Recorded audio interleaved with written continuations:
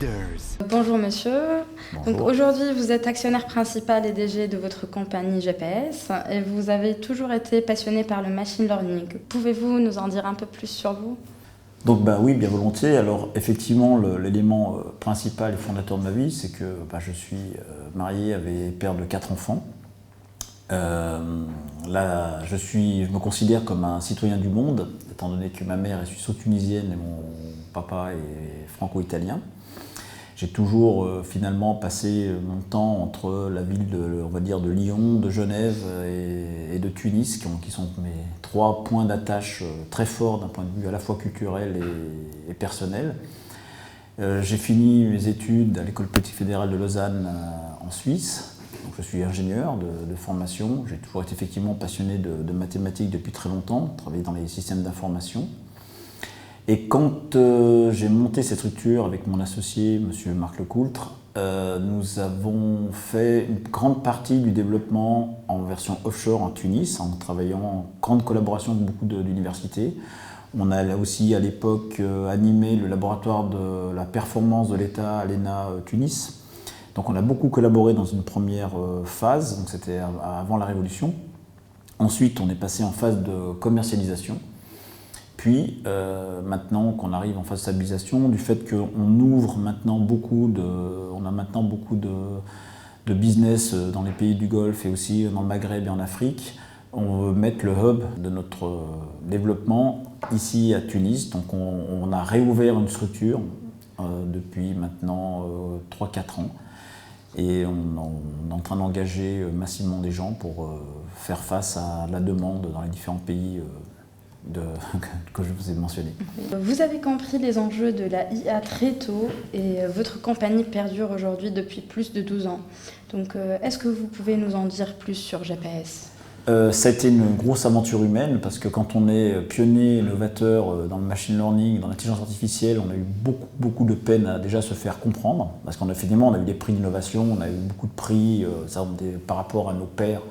On a toujours eu la reconnaissance. Par contre, au niveau du marché, les gens, on avait de la peine à faire comprendre ce que nous faisions, nos apports. Alors c'est vrai qu'aujourd'hui, on a 300% de croissance, mais en toute transparence, c'est grâce au travail d'IBM, de Google, qui parlent maintenant du machine learning et les gens comprennent ce qu'on fait.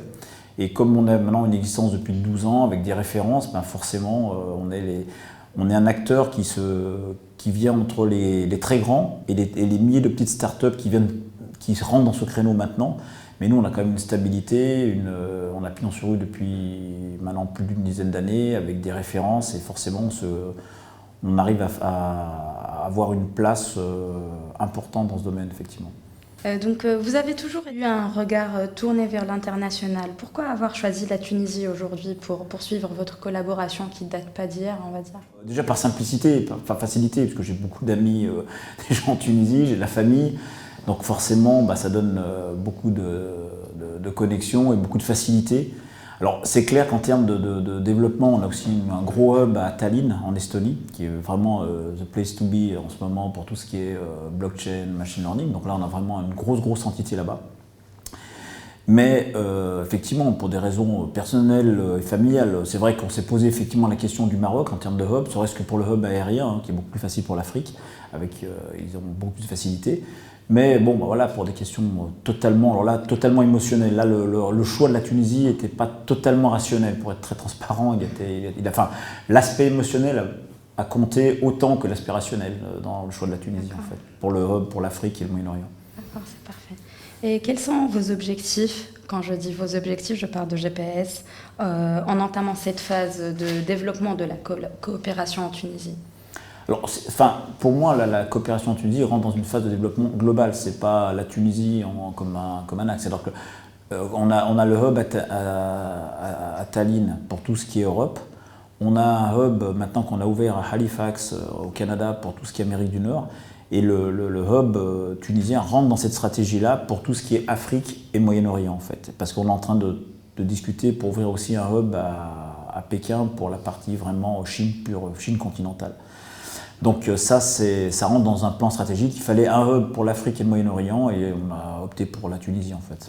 D'accord, c'est parfait. Est-ce que vous avez un petit message à passer aux jeunes qui s'intéressent au machine learning aujourd'hui en Tunisie?